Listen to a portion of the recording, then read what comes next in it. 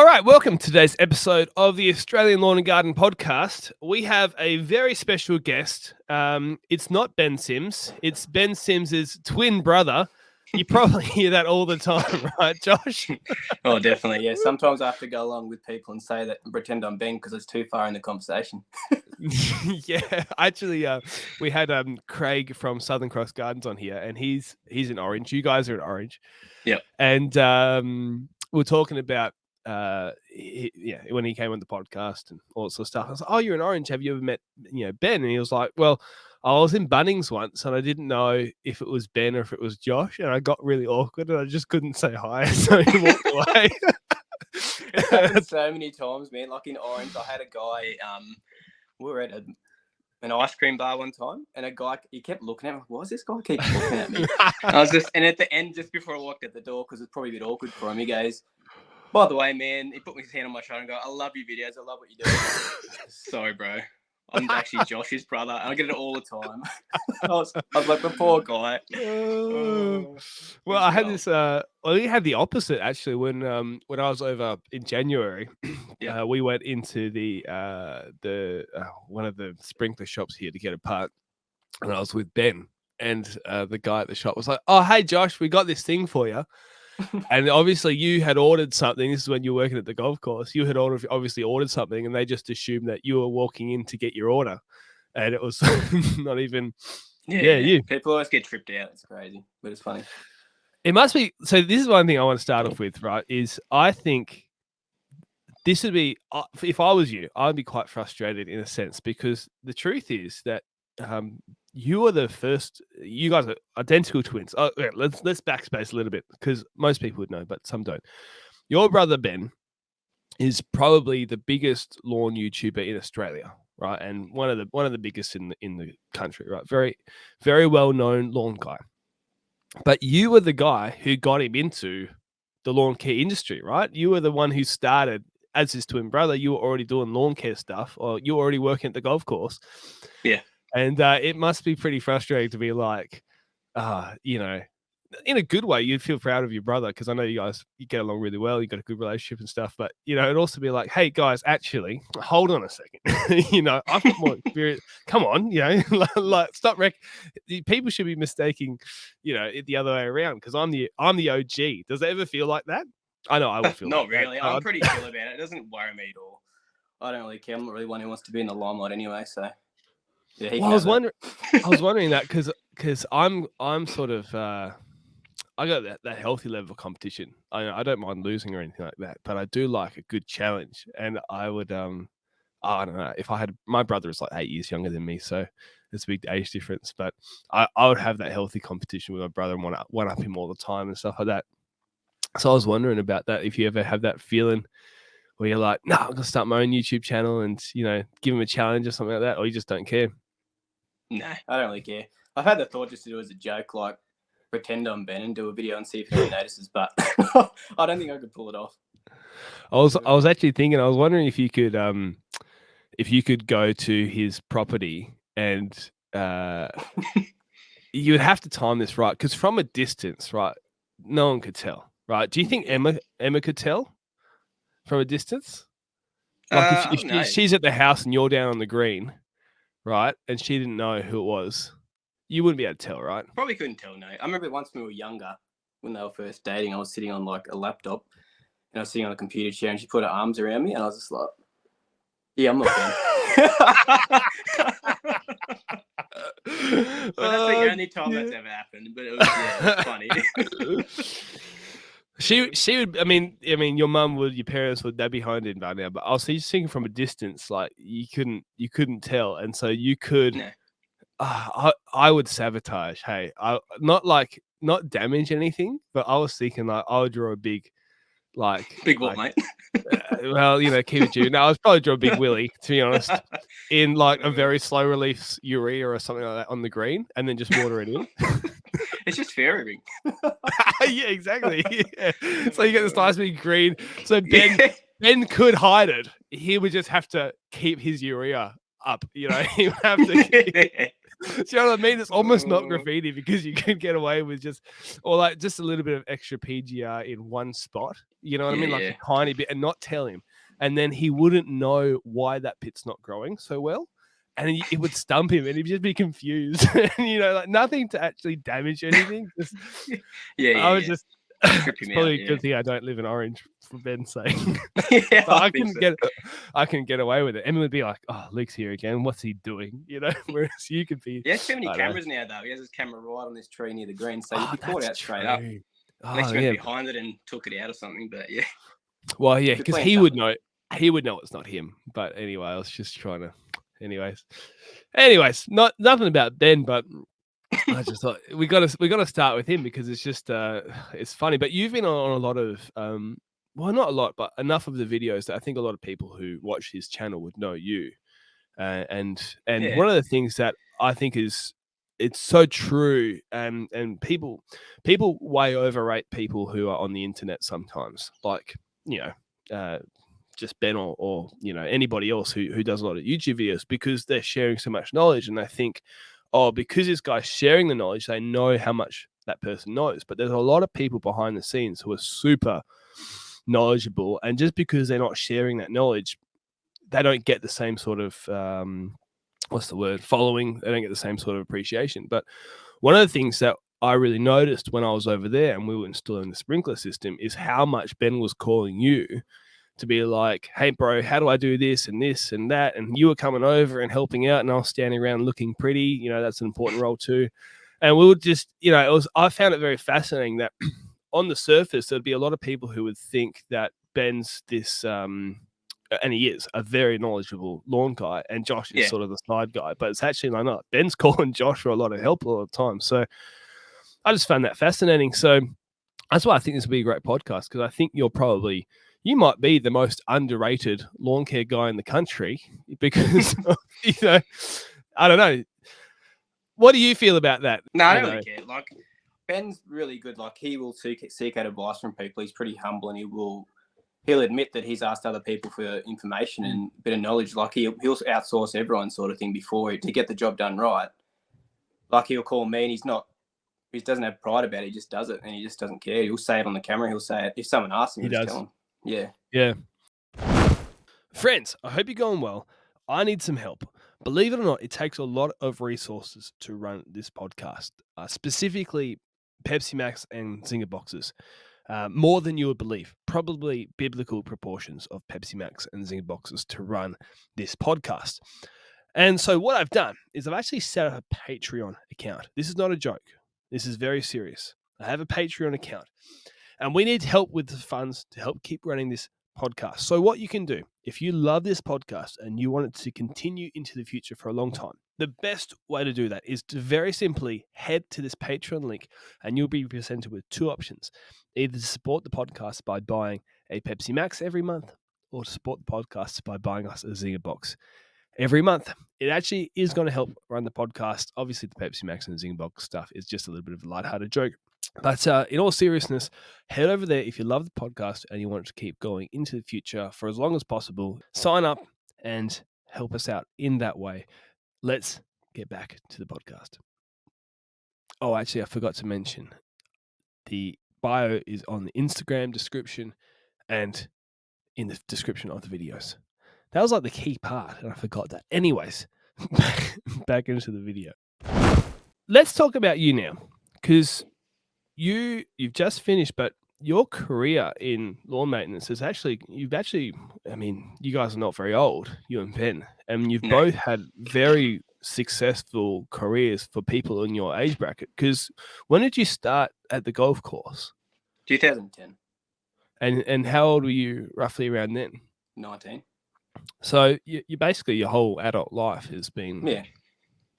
Now, so then the question is, you ended up growing up into being the superintendent of Wentworth Golf Course, and that's not a small achievement, right? That's actually a pretty big deal, right? Yeah, I guess it's a small country town.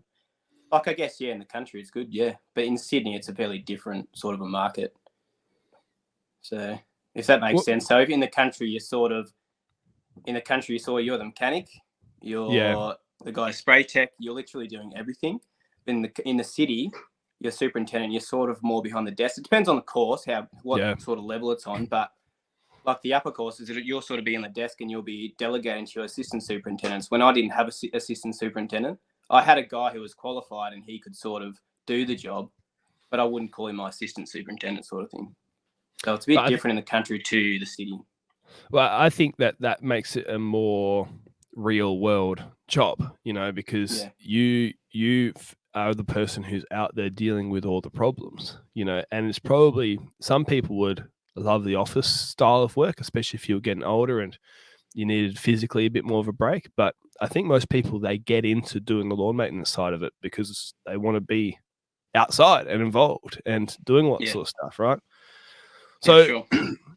How long did it take you to go from just starting at 19 to having the responsibility of being super? So my career started at Orange Services Club, which was sort of like the hackers course in town. So that's the one Ben also worked at as well. So from there, I worked there for 6 years, and I actually left the golf course and I went and worked for a landscape construction company. Right. Only about a year though, because I wanted to try something different. I was sort of like, do I want to keep doing greenkeeping? Is there money in this? And then I found out I actually got my job offer back, and it was more money than I was getting landscaping. So I was like, well, I already know this field. I'd go back. It's working back with Ben. It's a lot more money. I was just about to have a kid, so I was like, I sort of have to.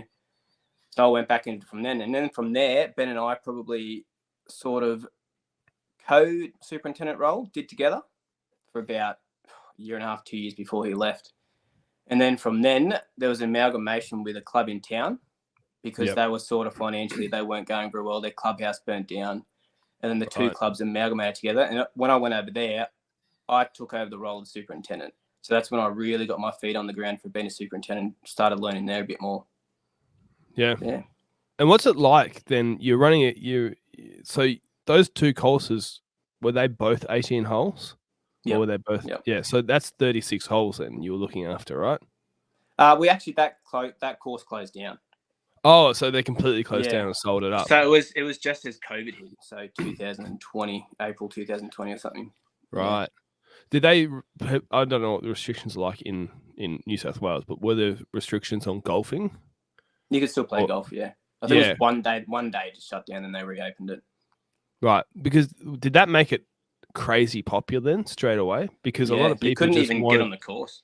Yeah, they just wanted to get outside and do something, and so it was like whatever's available to me, I'll do that. Because a lot of people weren't able to go into the gym or something. Give me some exercise, give me something I can do. Yeah, it was a crazy time. I remember we had to start I think we were starting at 5 o'clock and that's unusual. Like everyone's starting at 5 o'clock. I would usually get in there quite early just to get everything set up and all that sort of stuff. But unless I was spraying or watering or something.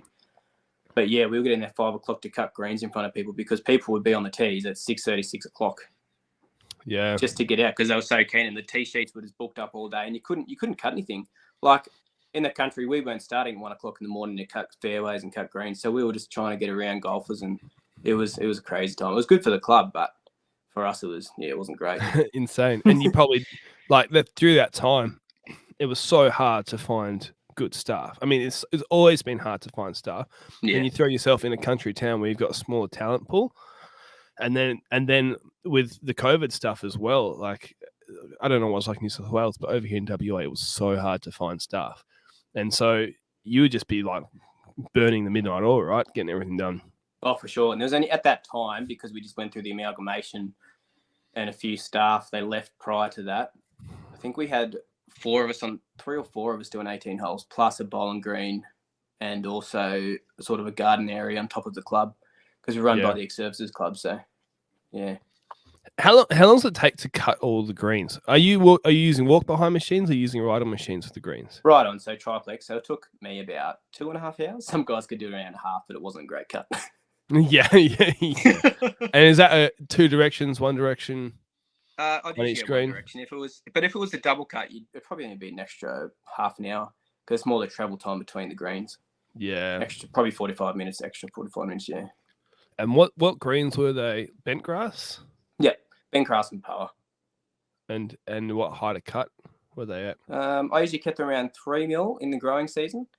I remember back at the old club, we used to cut them down to about 2.5, but it was just too short. And those greens there are fairly undulated. So, and when I first came to the course, the greens weren't very quick and they were fairly, how do you put it? They weren't in great conditions. So then I brought them up to scratch. And by the time they were at 3 mil, similar height to what they already were, and they got the greens cutting better, the golf green mower got cutting better.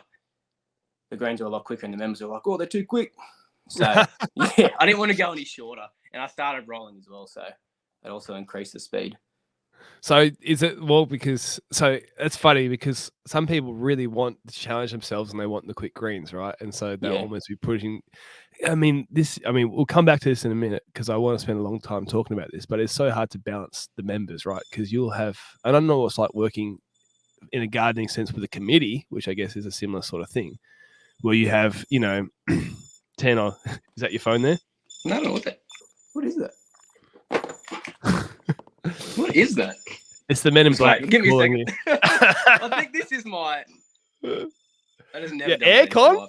Yeah, aircon. I don't know what has happened here. One of the kids has probably pressed something. Yeah. How do I turn this off? Give me a second. That's all right. I'll sing a song for the people. There we go. No, we don't want that. I'll fix it. Oi.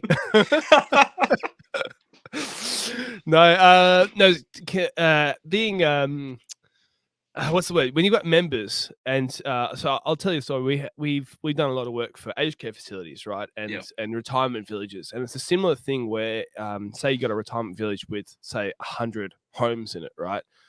Everyone is paying the bill. 100 people are paying the bill, right? So that you have 100 opinions, and it's so hard to keep everybody happy, right?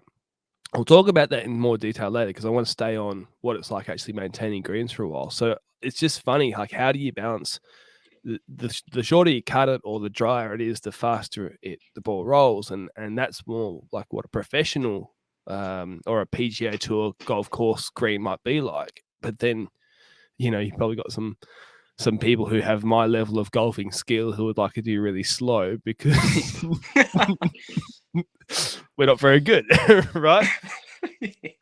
So how did you decide when you're making the greens? Like, did you just decide, I'll stuff you to some of these people, I'm doing whatever I want? Or do you actually, how do you go about it? So I think what I did is I just got it to a certain level and tried to make all the greens consistent to each other. And then thought over time the members will get used to that speed sort of thing. Like the A graders, they were very happy with it. Like they were like, awesome, the greens are true, they're rolling, like they're taking break and all that sort of stuff. It was more the older members, when they used to chip on the green or plug into the green or stop near where they chipped it to, rather than rolling off the back of the green. So I think it was that happy medium. You weren't getting them too quick that they were like, this is ridiculous, but then you sort of just kept them consistent so they got used to the playing surface. So you're saying that like 2.5 mil is the lowest, 3 mil was probably your sweet spot. It'd be interesting if people are listening to this. I don't know how many people have ever cut a lawn to 3 millimeters. I've never cut a lawn to 3 millimeters. My lawnmower can't even cut to 3 millimeters. Like the Mowmaster bottom blades are like 6 millimeters or 5 millimeters or something like that. Like it physically cannot cut that short. Yeah. And if somebody goes and gets a ruler as they're listening to this, and a lot of people would be cutting lawn as they're doing this, like go measure the lawn you're cutting. It's probably 30, 40, 50 millimeters if it's with a rotary, and then just go get 3 and just consider that, and then consider how difficult it would be to get that thick, and then you've got people who give you opinions on it, right? Like the superintendent role is so underrated and so difficult, right? Taken for granted almost. Yeah, for sure. It's very political sort of a role. You sort of got not say the wrong things to people and sort of make them happy as well, but then also saying your opinion and saying how it is in the right way that it can convinces them that you're right and you're doing the proper job. It's a bit of a hard situation to be in, but most guys are pretty good. You just have the odd member that says, where'd you learn that? And you're like, I did my apprenticeship. I did TAFE. I've been on the field doing this for about 10, 12 years. And they still don't understand. They just think, I know how to cut my lawn at home. I've called my lawn before. Isn't it just the same? But it's not. They don't understand the water inputs, the disease pressures. Just even like golfers walking over the greens, like 100 golfers a day walking on one green around the hole. or something like Yeah. that. They just don't understand what a green goes through to get that playing surface. It's so much, and we talked about this with Lenny Lawler, and we're talking about stadium stuff. But as soon as you put people on a lawn, like significant number of traffic, it's a completely different game, right? Like it's so much harder to maintain it because the amount of work needed to, help the lawn recover from that damage of all the little footprints and the compaction in the soil, right? I guess people struggle to appreciate how much when they rock up to a golf course and it's just green. It's like, oh yeah, this is how it should be, instead of being like, oh, how much time did that take to actually get that looking that good, Yeah. Yeah, no, there's a lot of inputs put into it. Even like if you look around a cup in the morning, if you're changing pins or something, you'll see around the cup the dew's missing. And when the dew's missing before you cut the green, that shows like an area where it's stressing out, sort of thing. So that's where you could sort of notice on a green as well. If you've got a good eye, if there's a dew missing on the green, you can see where it's going to dry out that day. So that's when if you don't have a moisture meter, that's how I used to look at it and say, guys, look at the greens when you're driving around. Check if there's some dew missing. You have to look a certain way. Sometimes it's into the sun, but if you see it and the dew's missing, that's where you got that's a hot spot, they call it, and you got to hand water that day with a bit of wetting agent, and that'll help you get through the day. So why is there no dew there? And why is there dew everywhere else? I don't know the exact reasons behind it, but I think when you got a healthy leaf, that's when the dew's getting produced. I don't know the exact things behind it, but yeah, ask Ben. Evan probably say, ask Josh. Yeah. It's like when the kid goes to mum, can I have a cheese toastie? Ask your dad. No, ask your mum. I'm just in this endless loop. I wonder if it's probably the soil. If the soil is dry, maybe it's absorbing more of the dew. And I don't know. I don't know either. But that's interesting, those little tips and tricks that you get. What goes into actually maintaining it to so it's 2.5 hours roughly to cut all the greens. Yep. Right. Well, then how often are you cutting those greens? How often are you fertilizing those greens, coring those greens? What's a rough year-long maintenance plan for those punters out there who just have no idea what the work is involved in it? Yeah, everyone has a different cultural practice, but what I used to do is I would probably needle tine the greens once a month, sort of thing. So that'd be like a 6 mil or 8 mil tine, just to open up the surface, get some airflow through, let the moisture get through if there's any hydrophobic areas. So 6 mil or 8 mil tine, because we're going to talk. A lot of people in your world, they know exactly what that means.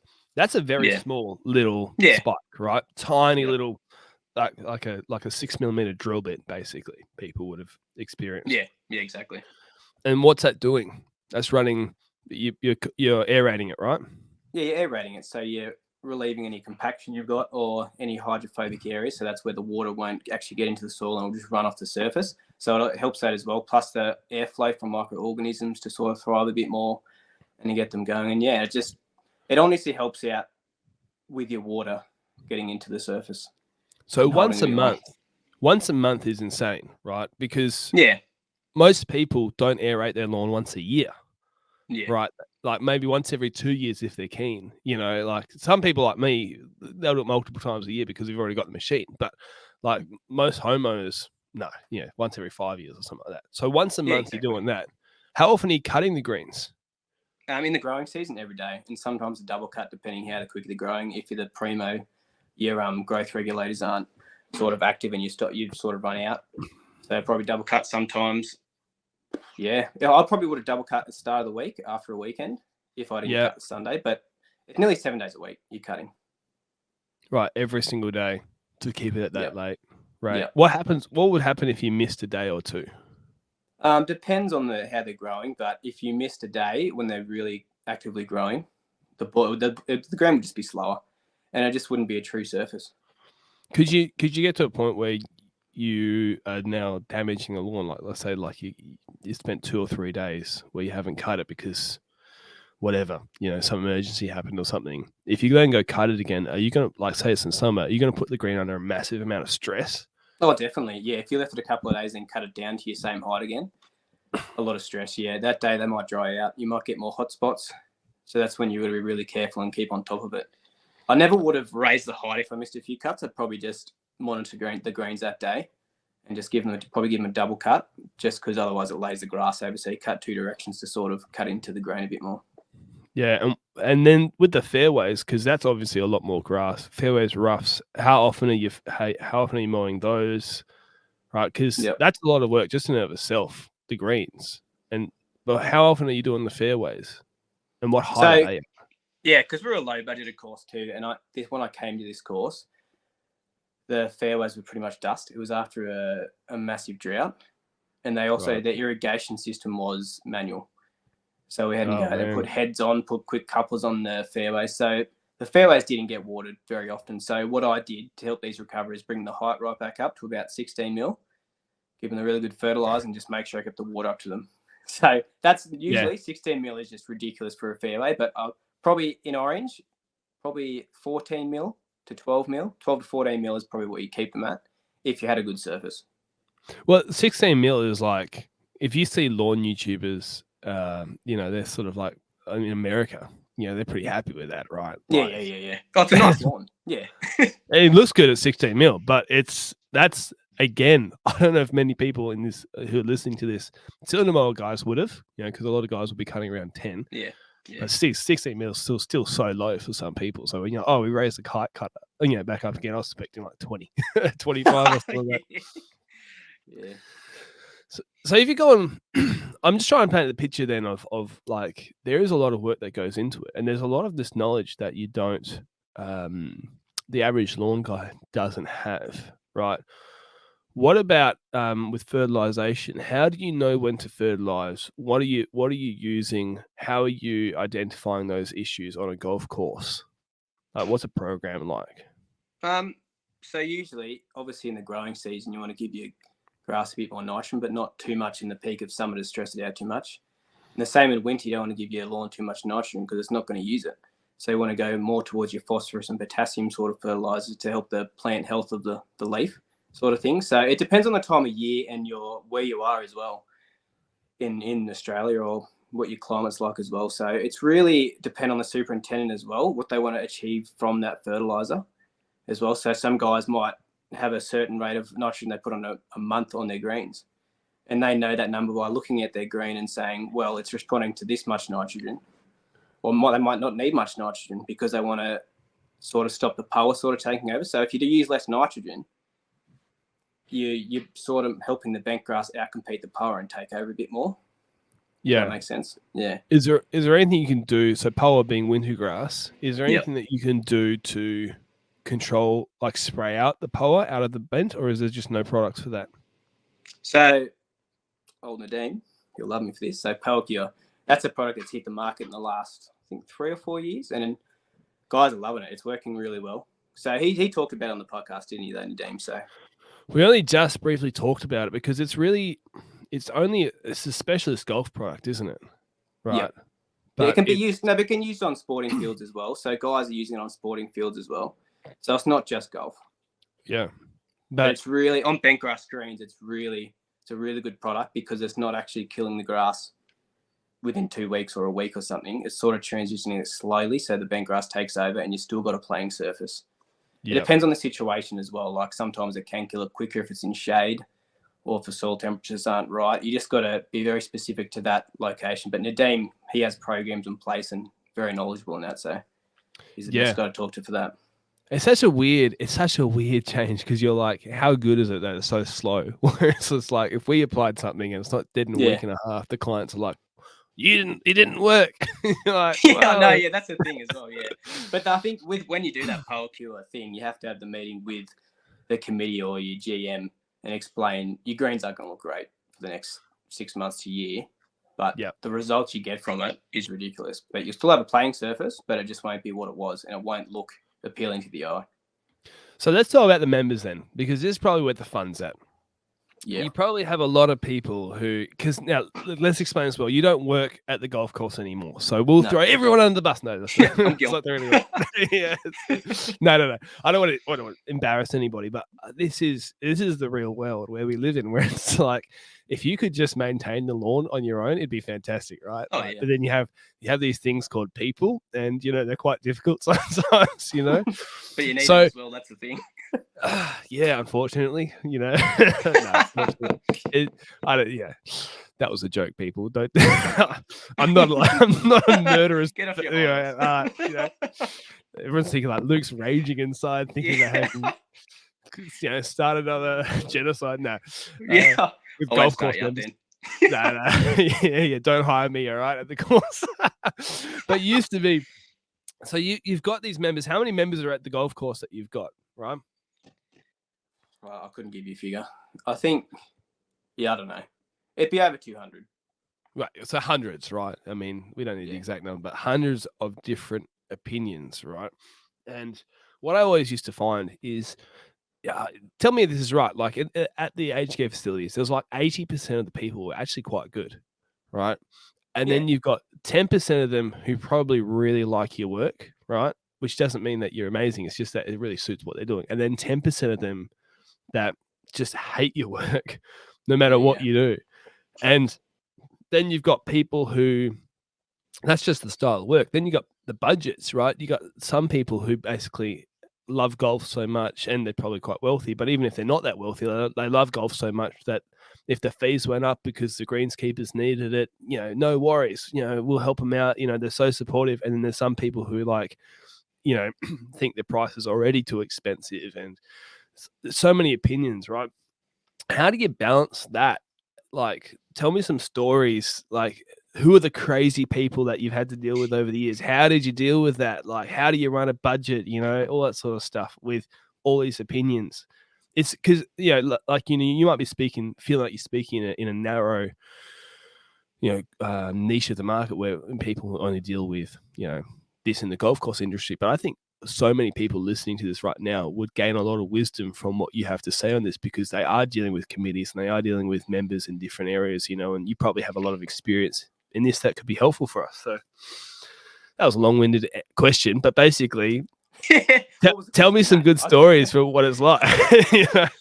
So I was pretty fortunate. I didn't actually have to ever sit in on a committee meeting.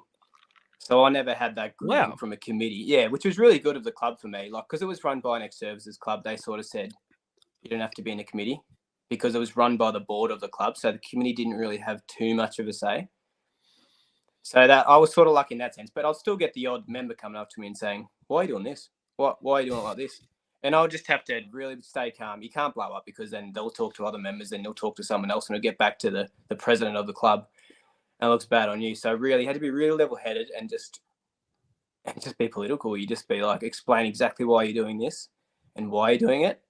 And they still wouldn't agree with you. But you just say, that's okay, mate. Like, this is the way I'm doing it. This is how it's gonna happen. What would they challenge you on specifically? One guy had a guy challenge me on how I was doing drainage.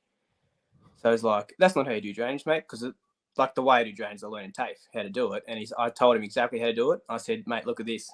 And I went to Google and I said, look here, this is how it says to do drainage. He said, no, it's not the way to do it. It's not the way I learned. I said, where'd you learn? He said, he didn't give me an answer. You sort of stir them up a little bit too, depending on the member. Yeah. Yeah. Sometimes you just got to stir them up a bit, but not so much that they get angry at you and then say something to someone. It depends on the person too. You sort of got to pick your battle a bit too. But it's just, I don't know. It's a hard one. It depends on, every member's different. And you sort of know the members too, because you talk with the pros and they'll sort of tell you who to stay clear of, who will sort of go to someone to say something, who's a loudmouth, and who will actually speak up and say something or send an email or, yeah. How does it feel for you in that moment as you're the pro, you're being questioned by this person, right? It's frustrating. You do want to blow up and just say a lot of things, but yeah, I think you just have to keep calm, because it's not your course in the end; it's the members' course. So really, you can see why they're frustrated, but yeah, you got to keep your guns and just do what you're doing. Otherwise, if you're trying to impress everyone, the course isn't going to get anywhere. Was there ever a moment where you did? Like, I'm sure you never blew up, because people usually have that common sense beforehand. But like, what's the moment that you were right on the edge? Do you have a story where you're like, oh? Well, there's a couple of times guys would just like, I'll be driving past doing a job on a golf cart or something, or just looking at the course, looking at the greens to make sure they're right, and then guys would yell out things to me. and say, "Why aren't you doing it?" Like just yelling at me. I'm like, all I would literally do is just drive away. I wouldn't, because I probably would say something. So if it was anything like that, I would just walk away and just would make sure, because otherwise it would blow up. I wonder if do you think in that scenario they're taking out their bad golf game on anybody who's around them? Oh, for sure. Plus, they're trying to make themselves look good in front of their mates as well. Bit of a power trip too thing, because it's always when other people are around as well. Yeah. I mean, that's it reminds me of this story where we were doing a retirement village, and well, tell me this: do you like conflict, or are you the sort of person who doesn't mind a good argument, or are you somebody who really hates any form of conflict? I'm in between. Like, I don't mind having conflict, but I'm not one who seeks out conflict. This thing's going off again. I'm going to leave this in the podcast because people are going to. This has never happened, eh? The aircon thing, of course, the one time we got a podcast. Well, maybe it has. It's not home to hear it. Do you think it's telling you that it's got low batteries or something? Who knows? I only use the on and off and the up and down buttons on this thing. Yeah, exactly. Maybe you just need to take the batteries out for a bit.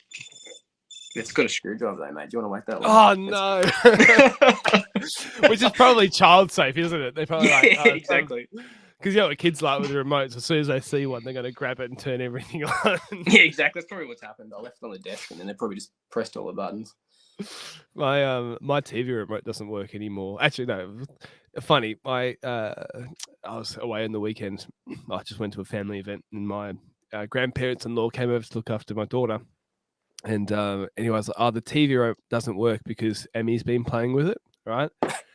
Classic. And Emmy's 2 years old. And anyway, so as I'm saying that, Emmy grabs the remote, and I'm like, oh, whatever, like it doesn't work anymore. All of a sudden, of course, it works again.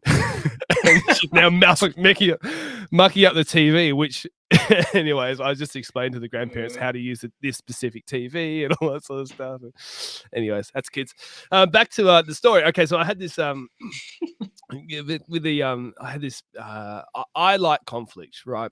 And I don't like it in the sense of how would you put it? I don't like conflict in the sense of just random conflict, but I'm somebody I enjoy standing up to bullies. Right. I enjoy it when somebody is being, because a lot of people who are bullies, they have the same sort of disposition that I have, in that they are they don't mind conflict, and they pick on people who hate conflict, and they find a weakness in somebody and they just bully somebody. And it's not because they're right, it's because they are confrontational. And so I like it when they stand up, when somebody else who doesn't mind conflict stands up to them. They don't know what to do because they're just bullies. And we had this time where we had done this whole contract negotiation with this place, 200 houses, or just under 200 houses, right? And we'd done this negotiation and started this contract, and they had said how much would it cost to hand pull out all the weeds and how much would it cost to sort of spray the weeds. And we were doing something in the middle, right? And this is in garden beds, not in lawns. And anyway, so we're doing something in the middle. And this guy, one of my employees, is just spraying, right? And he's doing his job. And this guy comes out and just absolutely rips into him. Because he's spraying weeds, and this absolute fear of the weed sprayer and stuff like that. Now, that it's not a true fear, because if they were afraid of the weed spray, the last thing they would do would be to come outside while someone is spraying, right?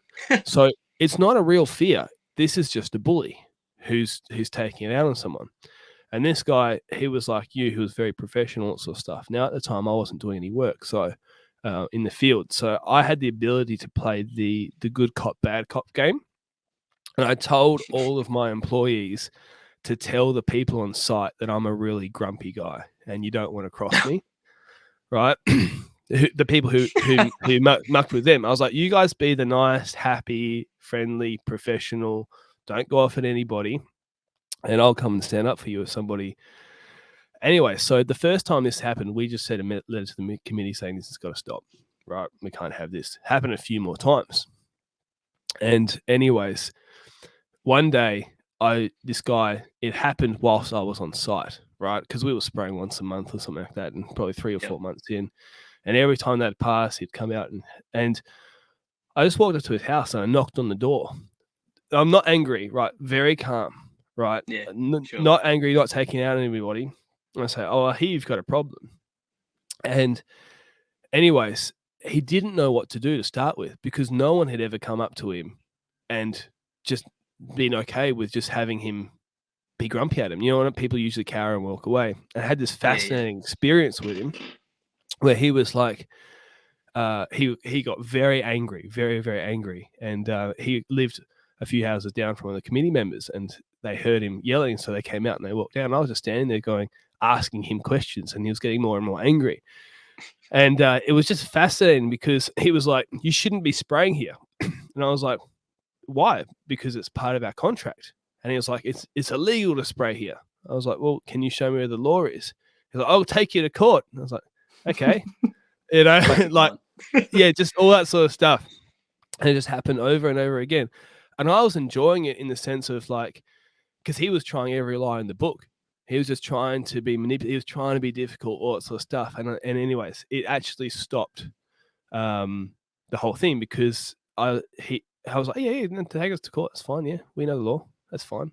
You know, and we just had this conversation with him. And at the end, I was like, after he had said everything, I was like, "Would you like us to pull out your weeds instead of spraying them?" And he was like, "Yeah." And I was like, "Well, that's going to cost you an extra X amount. You know, do you want me to send you the invoice or do you want to?" And he just didn't know what to do because I was like, "Yeah, we can solve the problem for you, but it's going to cost you more money." And I was like, "Oh, you want us to work for you for free? Is that what you're saying?" And he didn't, which is essentially what he was saying, but he didn't. He just didn't know how to deal with it. And so I probably painted myself as a bit more confrontational when I said I like the arguments and stuff like that. I don't like arguments for the sake of arguments, but I love it when you have that moment where you actually can stand up for somebody and the bully doesn't know how to respond because no one ever stands up to them, you know? And that was probably 3 months into a contract. And the next 9 months, we didn't really hear a problem out of them because they're not people who, they don't really have a point sometimes. They just want to take their rage out on somebody, you know? And yeah, exactly. You know, it's a shame. No, I didn't really have too many battles with people, but yeah, if someone did sort of say something about my staff, I would actually confront them. Like I wasn't scared to confront people, especially if I was confident in the situation, or I would ask someone else to sort of deal with it if it wasn't my field. But yeah, I wouldn't say I would avoid confrontation, but I would do it if I had to. I think that's the thing about, like, if somebody just said it to me, I wouldn't care because it's like water for ducks back. But when it's like your employees and especially when it's like an older man and you've got just, I don't know, with young people, like, because we had some people who were sort of around 20 or something like that. And it's just like, you know, I don't know. There's just a different dynamic there, you know, and that's where I was like, no, I'm going to go deal with this, you know. And again, like not getting angry, I never got upset. And the committee member at the end of it was like, "Man, I can't believe you handled it like that." Like they were like, and I was glad that they were there because obviously those types of people, they will then lie about the situation. They'll say this and they'll say that, and it's good to have a witness. And I think that's what ended it because it was like, oh, this guy is so calm, and he just kept asking the questions, you know, like. A great one is how can I do that? You know, when someone's like, you should be hand pulling out the weeds. Well, how can I do that? And they're like, what do you mean? It's like, well, you tell me, how can I do that? There's 200 houses here. There's hectares of garden beds. How can we actually pull out all the weeds? And they don't have an answer. And then it just, instead of saying you're an idiot, it's like, explain to me how you're not an idiot. It's almost like the way that you're saying it. Anyways. Saying it in a nice way.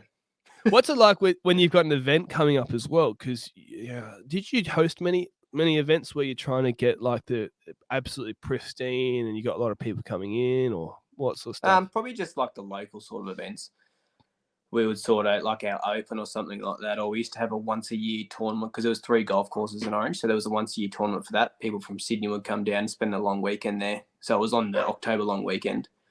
Yep. That week before, 2 weeks before, you would just make sure everything was set in place, everything was cut, everything was tidy, everything would be whip snipped.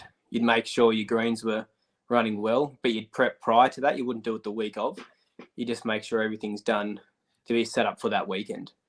Yeah. And you just run smoothly, sort of thing, and you'd make sure people are right for the weekends to work, for course setup, for all that sort of stuff. So it was nothing major in Orange. Like there was never any big tournaments, nothing sort of that big. But yeah, does it get stressful that, like, because you got a small team and now you're taking on, like, you're doing everything to make it look good? Is that quite a stressful thing to balance there? It wasn't much more than the week to week. It would just be a bit more looking out for an extra sort of thing that you might need to do to tidy it up and make it look a bit better. You'd sort of just, it'd be a normal routine because you want the course to be in the best position it can be anyway, sort of thing. You'd just do those little things, make the greens a bit quicker or something, give them a double roll or something like that. Yeah. That's all it was for us. How many people were working at that golf course? So you got you as superintendent, and then, like, how many people full time? In the end, it was about, when I started, like I said, it was 3 to 4, and it turned out to be 6. I think it was about 7. But then 2 of those were horticulture guys as well, so they did gardens, plus go on another site and do the gardens there as well. Plus then we had the bowling green as well. So yeah, it was about 7 of us in the end. How did you go managing the people there with, like, because you get in the industry, you get some people probably like us who absolutely love lawn and garden care, and that's everything we want to do. And then you get a lot of people who sort of fall into it because maybe leaving high school, that was an option they had, and they just never left the industry. You know what I mean? And they don't quite have the passion, and it's hard to hire sometimes because it's they look the same on paper. You both have 15 years experience or whatever it is, or 10 years. And do you have those problems in the golf course too? Oh, for sure. Like, like guys didn't have passion. They didn't really care. They'd cut corners, sort of thing, to get the job done quicker because they didn't have that eye for detail. So what you had really to do was pull people up, which was frustrating because you're like, I've told you this week after week to do this, and they don't understand why you're trying to achieve it and make it look this way. But it's really just, I think it set an example too. Like I would sort of be on the tools and go out and do everything first and set that example how I want it to be, and then people would sort of follow. So it's setting the culture and getting that done before you just saying to someone, you didn't do it right. You're sort of showing how to do it first. This is how I learned work the best anyway. I would go out and do the hard yards, and then people would sort of follow you behind that. But that was my leadership style. I like getting on the tools and sort of like showing guys how to do it properly. Yeah. What was it like?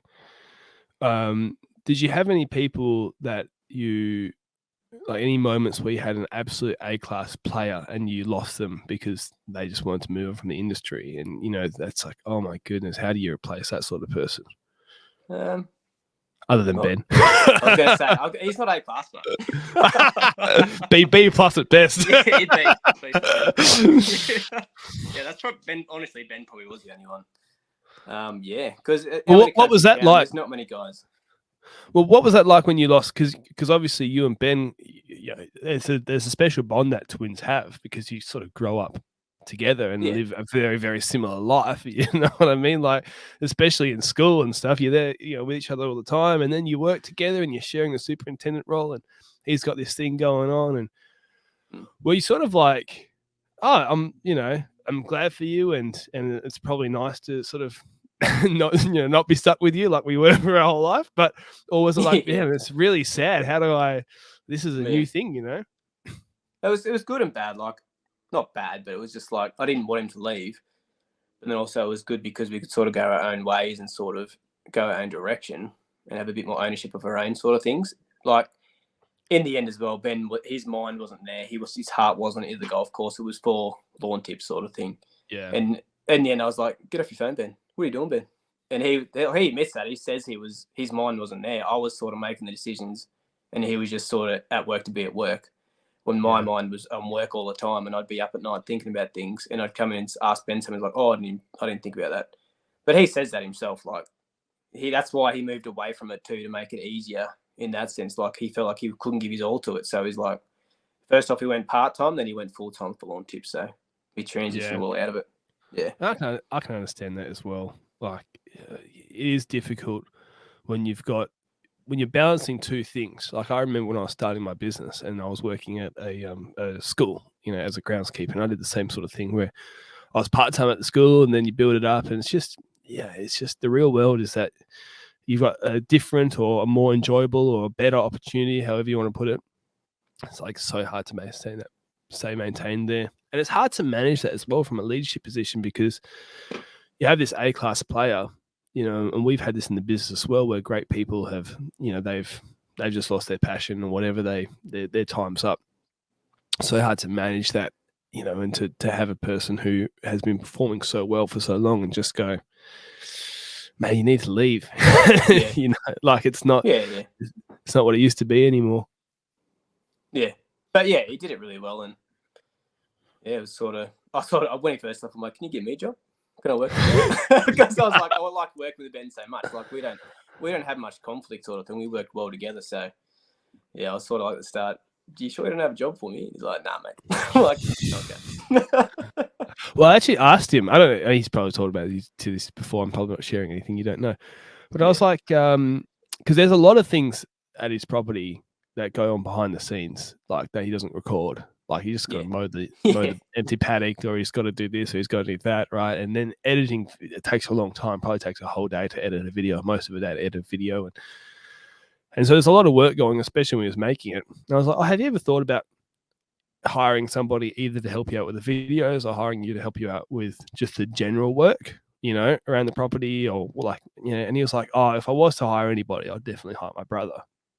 And I was like, oh, interesting. It's just, you can't make it happen. YouTube's nice money wise, but Yeah, but he's got a whole property to sort of pay off and look after and put into. Like, there's a lot of money involved in it. It's crazy. Just even the construction of the green was like, I'm not going to say figures, but it was ridiculous money. It was at least 3 Zinger boxes, at least. Yeah, at least, mate. Fresh ones too. Well, the thing about YouTube though is YouTube is very volatile, and I love YouTube. I've been watching it. Obviously, we got the podcast now, but like there'll be some channels that like they shoot up and they're doing amazing, and they hire all these people and they take on all this debt and they get a new facility or whatever. I'm not talking about lawn care specifically, but just general. And then 9 months, 2 years later, whatever, people just aren't interested in that stuff anymore. And so it shoots down, and it's so hard to not overcommit, and I've heard of people who, especially the guys who, there's heaps of YouTubers who do these massive sort of project builds where they will make like crazy things, and, Ben's sort of similar to that now because he's doing a project, but they're doing things that are made out of steel and cost a lot of money, and they're doing one project per video, whereas he's doing like, 70 videos per project sort of thing. Yeah. And they get into this cycle of, well, the project cost us $100,000, so we've got to make $100 and something $1,000 per video just to make it work, and they go bankrupt and they go into all this stress. And so I'm sure that all that goes through his mind as well. Maybe maybe here's the idea: if you start the channel, you start your own channel that is just about what I was talking about before, about sabotaging his lawn, right? Then endless stream of content, because you'll be sabotaging, he'll be fixing it, it's like Tom and Jerry. Yeah. Great idea, mate. I'll bring you on board. We'll do it together. Oh, so yeah, no, I don't see any problems with that at all. None at all. Be great. So what are you doing now? You're not on the golf course anymore. You finished that up? Yep, I'm gone. I'm done. So I finished up being a superintendent in March this year. And I got the opportunity, I got a job offer to work for a chemical company in the turf industry. So it's still in the same industry, but it's on the other side. So people say the dark side sort of thing, because you go on a golf course and they're trying to sell them chemicals and give them a bit of a spiel. But yeah, so it's something I didn't think I would ever do, but I love helping people and visiting guys. So it sort of suited well. And I was sort of frustrated in the industry at the time as well. So it sort of came at the right time. I didn't leave because I was frustrated, because that's not a reason why I should leave to another job because you're frustrated with a job. But yeah, it just was a new opportunity. It sounded really good, and it just worked with my family better. And so I'm working for Greenway Turf Solutions now. I've been here for nearly 3 months, I think, next week. So you're the new guy, you're the fresh guy there. What's it like? Because if you never thought you'd do it, I guess, we talked before, and it sounded like you were it's just a lot of hours, and you got a young family and all that Yeah. sort of stuff. And I guess as well, like, like there's just, sometimes you just need to change, like there's Yeah, nothing, exactly. even if you weren't frustrated or even if it wasn't, you need a new challenge somewhere. But what's it like now going to, why is it called the dark side? Is it, I you don't need know. products. That's what everyone says. I'm just following everyone. The thing is, though, like everyone in the industry needs these guys. Like they offer That's what I assistance, mean. they offer chemicals you need. Like you can't get these chemicals from your local ag store, sort of thing, because they're not registered to actually distribute the stuff. So you really need the chemical guys for a bit of a second eye as well, to sort of on your surface to see what could be going on. It's always good to have someone else with an opinion because they've seen a lot of things. So yeah, I think people get a bad reps about sales guys, or they get a bad idea about sales guys. But the best sales people in the world are some of the most valuable people, because what you're doing is, like, if you have a problem, right, and let's say in the golf course, let's say like a pre-immersion herbicide, right? Like yep, you've never, let's say, obviously, as someone in the golf course would know about this, but let's say hypothetically, no one had ever heard about a pre-immersion golf course, a herbicide, that's going to stop their weeds for months and months and months. And you're, spraying them all out and doing all that sort of stuff. And a sales guy comes in, you're like, nah, you're a sales guy. I don't want to listen to you. You got nothing. You're just trying to, sell me something. And they've got this product for a few $100 or probably a few $1,000 on a golf course's scale. But they got this product that's going to solve this problem for you. Could save you hours and hours and hours, and more product and more time.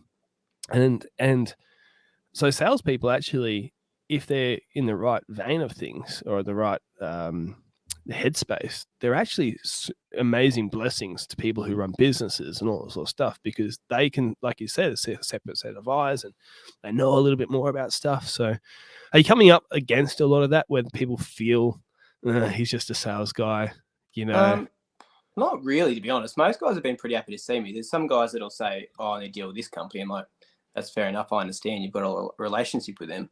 I'm not here to sort of push them out of the way. I'm here just to give you another eye, give you a bit of advice, and I've got a team that's behind me that has more knowledge than I do, and I can sort of source them and get knowledge from them, and then give that to the client, sort of thing. So there's a lot of support. It's more of a support network for the turf manager, sort of thing." Yep. And then offering products to actually help with situations that they have, and sort of giving them an option, sort of thing, rather than just one company. So it's like it's valuable to have multiple companies because there's different products that do different things. So yeah. So what would you say is the most underrated products that people maybe haven't heard of, or they are not using to their full capacity? Things that maybe when you were on the golf course, you started using it and you realized, man, this is game changer stuff. I would have to say, like, probably something like a kelp to help out your root growth, because really, you plant like in a superintendent situation with a golf course, your surface is 3 mil, and your roots have to be like down to 100 mil. But when you're cutting that top surface off, your roots are thinking, well, I've got to actually be just suit the same as the height of the grass. I was thinking, oh, my roots have to be 3 mil, but you're not going to be able to do a growing surface in that 3 mil. So a kelp or something like that's going to be a root stimulant to help your roots dig deeper and to get down further, which actually can access more nutrients and more water and everything like that. So I think it's just things like that. Kelp is seaweed, right? For those who are not maybe fully down that rabbit hole. So literally like you wouldn't be using literally sea salt, right? Because there'd be different products that you guys would be using on a golf course. But it's the same sort of concept, right? Yeah, exactly. Yeah. And are you applying that on its own, or are you applying that with a liquid fertilizer as well? Just so you can do it with a liquid fertilizer as well. So you sort of do it because a lot of guys want to do more than they want to do. Less applications they can do, the better it is, sort of thing. Otherwise, they're always spraying and tracking their grains and sort of thing. So that most things are pretty compatible with a kelp. Yeah. So, yeah. Even like herbicides, like fungicides and stuff like that, people put that in their tanks sometimes. Just put kelp in every time just to sort of help out with your root development. Do people at golf courses ever use? Well, you're saying that at the golf course you were at, that it wasn't automatically irrigated, or was that the first one that you were at? The first one was, and then I went to one that was manually irrigated. But then 12 months ago, we did an irrigation upgrade, so that got done. because the ex-services club took over and had the finances behind them to upgrade that system. So then I think a month before I left, or 2 months, the system was fully automated. So I only had to trial it for about 2 months, but I got it set up for him. It's probably, you got frustrated because you can't have all the sprinklers on, and all of a sudden it gets automated, and you leave. That's probably why you had all that experience to help Ben out with his exactly. sprinkler system. Yeah, I just gone through an irrigation upgrade. Yeah, so it's very fresh to me. Yeah. Yeah. Did he tell you about the anchor bolt problem that we had at his house? Holding the bore in? Good, he didn't throw me under the bus. No. It wasn't that bad, but we were bolting in the bore that is in the shed thing, the horse stable side of it. And I was like, "Oh, Ben, don't worry. I'll do this because I've done this before, and that can be a pain in the ass, you know. And this is, putting these anchor bolts, anyways." Confidence. Exactly, and of course, I screwed it up. It took me like 45 minutes to put essentially one bolt in because it was. I've had days like that. I think everyone has. Yeah, and everyone was waiting for me for dinner and all that sort of stuff. And I screwed up one of the things as well. So the bore pump that's coming from the water tank at the top. Next time you go have a look, you'll notice that there are 4 holes for a bolt to go in, and there's only 3 bolts. You got there in the end. Yeah, exactly. 3's good enough, hey? Right? That's it. Test run. Yeah, exactly. And if something blows up, it's more YouTube content for Ben. So exactly, he can thank me, I guess. Other than the members, you've got finding staff, running events. What sort of budget? Because this is one of the other things as well that homeowners don't understand. Like, one, they're not doing that many services. They're not cutting the lawn every day and aerating it once a month. And how often would you be fertilizing? Because if you're doing liquid fertilizers, probably, every 2 weeks. Yeah. So 26 applications a year. Mowing the fairways. Did you say how often you're mowing the fairways? Twice a week usually. Yeah, twice a week. Yeah, we didn't have enough staff to do it sort of every day. Yeah. So look, you've got a huge amount of work, right? A lot of home people, like home gardeners, that they've got like 70 square meters, 200 square meters, right? So like a $30 bottle of liquid fert, it's not a lot of money, right? But you've got a massive challenge with the budget side of things as well. So how do you prioritize that? Because if you've only got a little bit of money, like you've really got to go, okay, are there times where you're like, do I put wetting agent down or do I fertilize? Like, are there times where you literally are choosing between, you're stealing from Peter to pay Paul, basically? Yeah. I didn't really have any situations like that, but I would say what you would do in that situation, like you would just do whatever best for the green at that time. If it was the middle of summer, you'd use a wetting agent sort of thing, because that's going to be more beneficial to your surface than putting a nitrogen application out. You'd rather your turf survive rather than it looking lush and green. Yeah. But yeah, also what we would do as well, what we used to do, because our budget wasn't massive, is you would focus mostly on the golf green sort of thing and put the most effort into those and the most finances into the golf greens and make that surface as best as you could. And then fairways would come next, than your tee boxes sort of thing. Yeah. And so when you go down to, in your role now, you go to a golf course and you're chatting with the superintendent there, are you finding that as well? Like a lot of people, the budget side of things, trying to balance everything out, get it all. Is that a lot of your role, or is that just really a country town thing where they don't have that much money? I'm there to help assist in giving the best products for their situation. So obviously not the top end products, but still products that will give them a result, and a really good result sort of thing. So we'll actually write up a program for those guys, and we can work through the program to take out products if they want to, if that doesn't suit their budget. Like we work with the superintendent or the golf course, whoever's in charge, but work with them to actually get the best result they can for the budget they have, sort of thing. Yeah. And where do you see yourself now, like heading into the future? Obviously, you've got this new role now. like, where's the passion? Because is it just the golf courses in your local area that you're helping out with, or is it other things that this is opening up for you that you're really excited about? Maybe working with stadium staff or working with other places around, because it wouldn't just be golf courses, right? That you'd be helping. No, out. yeah, no, definitely not. Especially out this way, because I'm out in the west a bit more. The budgets for golf courses aren't amazing. There'd be odd course that'd be really good and that have a good budget, but it's a lot of councils out where I am. Councils, sports fields, so those little clubs, volunteer ones that might give them might sell a little bit of product to them. It always helps, but there's sort of the guys also like road spray guys as well. So like IBM, so Right, industrial yeah. vegetation management. So sort of in getting to that side of stuff as well, which is new to me and I'm learning as well. Racetracks. What else is there? Yeah, and there's like even little niche things like some like how would you say it, like a wedding venue. Like someone might have a really nice turf area. Right. Yeah. And you sort sometimes guys will contact to actually get a bit of information, or you might give them a bit of a hand. Like they might have a good budget. It just depends. Like I'm really trying to just find those other markets because I'm out in the west a bit more. I've got a sort of the golf courses aren't my main sort of thing. It's more trying to find more areas that people might want products. Even nurseries as well. Getting into nurseries. Yeah. Yeah. I guess that would be quite stimulating, because if you've spent what you said 2010, so 13 years in golf, it's like, well, yeah, that's a good stint, you know. Show me some plants, show me some flowers, you know, like something other than green. Yeah, but obviously my main passion is in the turf and everything like that. Yeah. Yeah, and so at your house, then, are you the sort of person who has a beautiful lawn at your house, or are you the sort of person who's like, I'm so sick of mowing my lawn at work, I can't be bothered when I come home?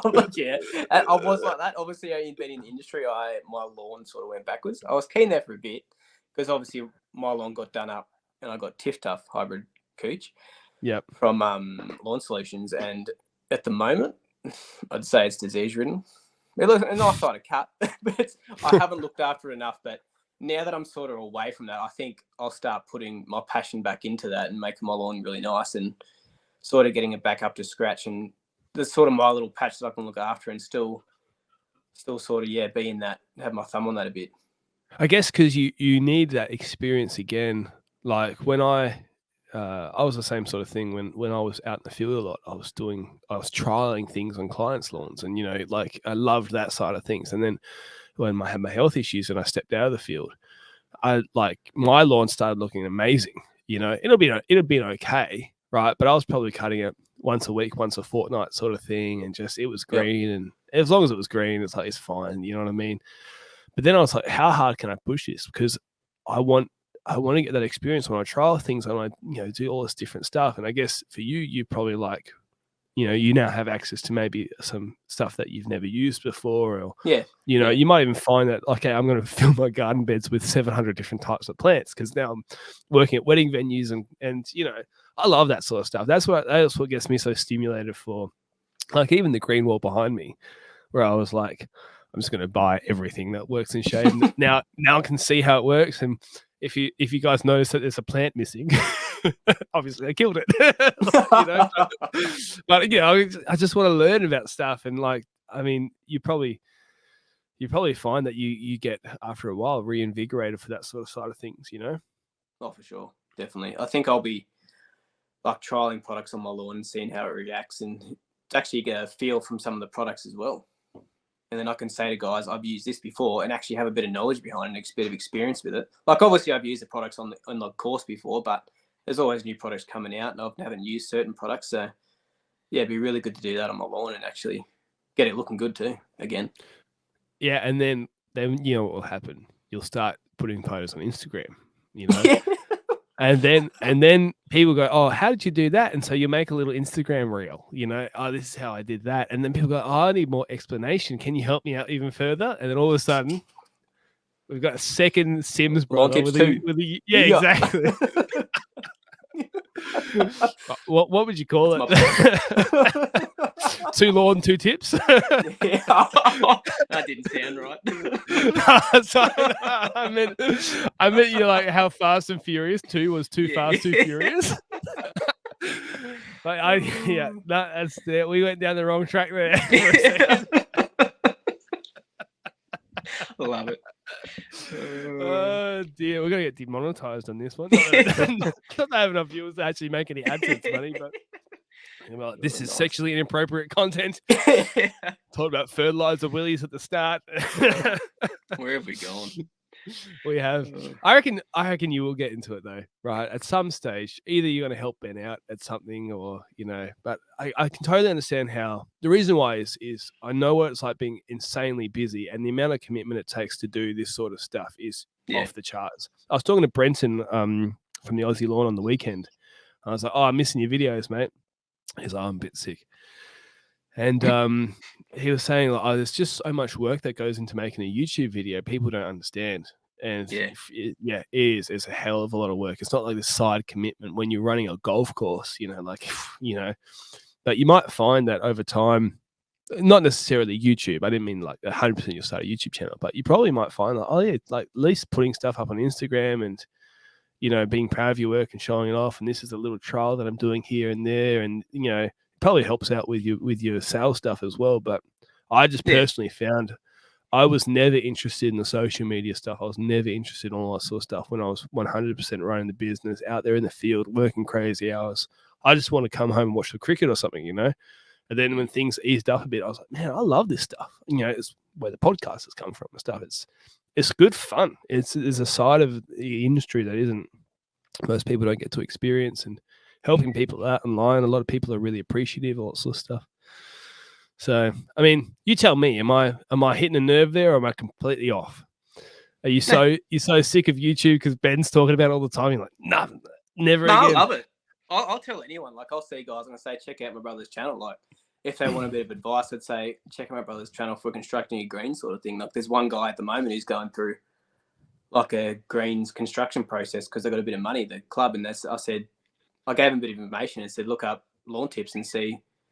A text message right in. I said, look at how he's done it, and you'll be able to actually see it like a proper video, and it's USJ spec that's done properly. Like, I don't care. Who's better at golf, you or Ben? Not Ben. He has more time, mate. He's pretty much semi-retired. No, he's not semi-retired. We used to say to him when he wasn't building his golf green, he didn't have too much content to film, so he was sort of most days he was at the golf course when I was working.